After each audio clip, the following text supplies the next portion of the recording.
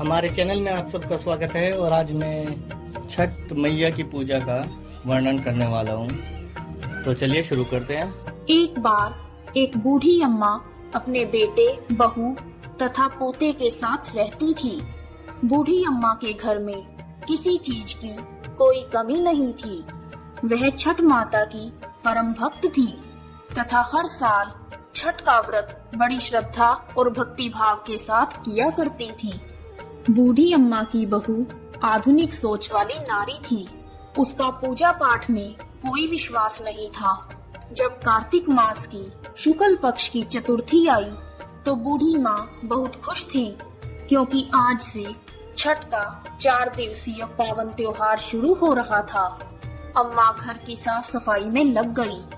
उसने अपने बेटे को आम की लकड़ी तथा पूजा की सभी सामग्री लाने के लिए बाजार भेज दिया। अम्मा ने अपने बेटे की सलामती के लिए छठ का व्रत किया। बूढ़ी अम्मा ने अपनी बहू से भी छठ माता का व्रत करने को कहा। तब बहू कहने लगी, यह सब बेकार की बातें हैं, मुझे इन सब में कोई विश्वास नहीं, इससे क्या होगा। तब बूढ़ी अम्मा अपनी बहू को छठ माता की महिमा बताते हुए एक पौराणिक कथा सुनाती है। अम्मा बोली, बेटा, बहुत समय पहले की बात है। प्रियव्रत नाम के एक प्रसिद्ध राजा थे। उनके पिता का नाम था स्वयंभू मनु। प्रियव्रत बहुत सदाचारी और धार्मिक प्रवृत्ति के मनुष्य थे। विवाह के कई वर्षों के बाद भी जब उन्हें कोई संतान नहीं हुई, तब ऋषि कश्यप ने उन्हें पुत्रेष्टि यज्ञ कराने की सलाह दी। राजा प्रियव्रत ने पूरे विधि विधान के साथ पुत्रेष्टि यज्ञ का अनुष्ठान किया। पुत्रेष्टि यज्ञ के प्रभाव से प्रियव्रत की पत्नी ने स्वर्ण के समान सुंदर एक पुत्र को जन्म दिया, परंतु वह पुत्र मरा हुआ पैदा हुआ। राजा प्रियव्रत उस मृत बालक को लेकर शमशान में गए और उस एकांत भूमि में पुत्र को छाती से चिपकाकर बिलख बिलख कर रोने लगे। इतने में वहाँ पर एक दिव्य विमान दिखाई दिया। शुद्ध स्फटिक मणि के समान चमकने वाला वह विमान अमूल्य रत्नों से बना था। उस विमान पर बैठी हुई मन को मोह लेने वाली एक परम सुंदरी देवी को राजा प्रियव्रत ने देखा। उस देवी को देखकर राजा ने बालक को भूमि पर रख दिया और बड़े आदर के साथ देवी की स्तुति की। वह देवी स्कंद भगवान की प्रिय पत्नी षष्ठी देवी थी। उनका शांत विग्रह ग्रीष्मकालीन सूर्य के समान चमचमा रहा था। उन्हें प्रसन्न देखकर राजा ने पूछा, हे देवी, तुम कौन हो? राजा प्रियव्रत की बात सुनकर देवी ने उनसे कहा, राजन, भगवती मूल प्रकृति के छठे अंश से प्रकट हुई मैं देवी षष्ठी हूँ और इस संसार में छठ माता के नाम से प्रसिद्ध हूँ। इस प्रकार कहकर छठ माता ने उस बालक को उठा लिया और अपने प्रभाव से उसे पुनः जीवित कर दिया। जब राजा ने देखा तो वह स्वर्ण के समान सुंदर प्रभाव वाला बालक हंस रहा था। अभी राजा प्रियव्रत उस बालक की ओर देख ही रहे थे कि छठ माता उस बालक को लेकर आकाश में जाने लगी। यह देखकर राजा के कंठ, होठ और तालू सूख गए। उन्होंने माता की स्तुति की। तब प्रसन्न हुई माता ने कहा, तुम सर्वत्र प्रकृति यानी सूर्य, उषा, जल तथा वायु की पूजा कराओ और स्वयं भी करो। प्रकृति की आराधना से तुम और समस्त संसार वर्ष भर सुखी, स्वस्थ और निरोगी रहेंगे और दीर्घायु को प्राप्त होंगे। तब राजा प्रियव्रत ने सूर्य, उषा, जल, वायु तथा छठ माता का व्रत किया और पूजा की, जिससे प्रसन्न होकर छठ माता ने राजा को उनका पुत्र दे दिया। तब से कार्तिक शुक्ल पक्ष की षष्ठी के अवसर पर सूर्य, उषा, प्रकृति, जल, वायु तथा छठी मैया की पूजा की जाने लगी। तब बूढ़ी अम्मा ने बहू से कहा, बेटी, छठ माता की महिमा तो ऐसी है कि स्वयं भगवान श्री राम तथा सीता माता ने भी छठ का व्रत करके भगवान सूर्य देव का आशीर्वाद प्राप्त किया था। महाभारत काल में दानवीर कर्ण और पांडव भी छठ का व्रत किया करते थे। यह सब सुनकर वह आधुनिक युग वाली बहू बोली, ये सब मनगढ़ंत कहानियां हैं, मैं इन पर विश्वास नहीं करती।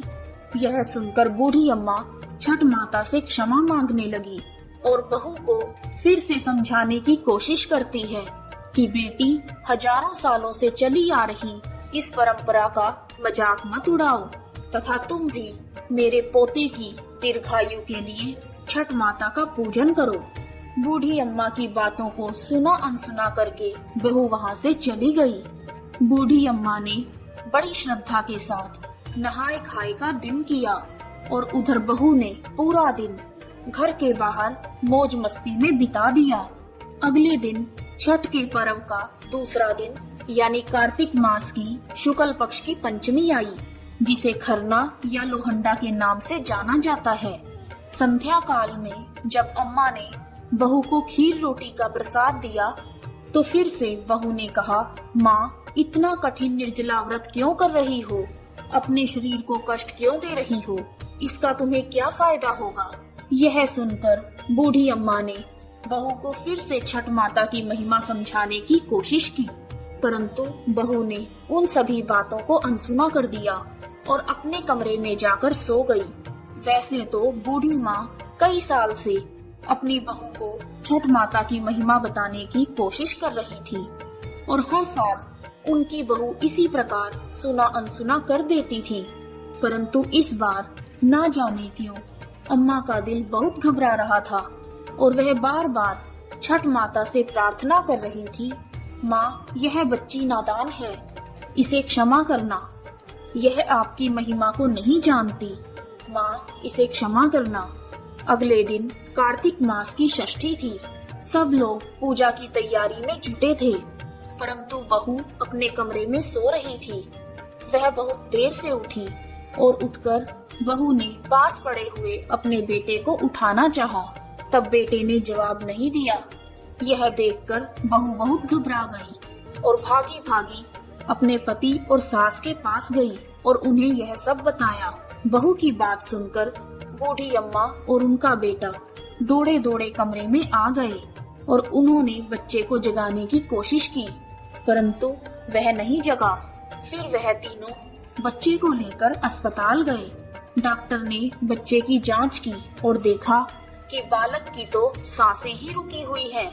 डॉक्टर यह देखकर हैरान हो गए कि इतना छोटा बालक जो बिल्कुल स्वस्थ था ऐसे कैसे जा सकता है, परंतु विधि का विधान और प्रकृति का नियम कहकर डॉक्टर ने अपने हाथ खड़े कर दिए।